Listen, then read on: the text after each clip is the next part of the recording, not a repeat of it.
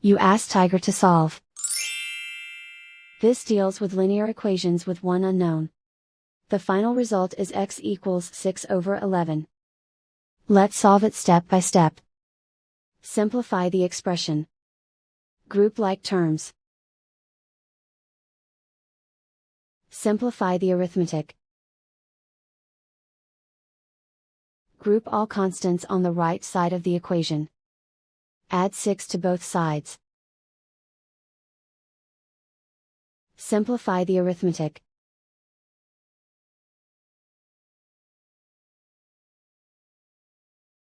Isolate the x. Divide both sides by 11.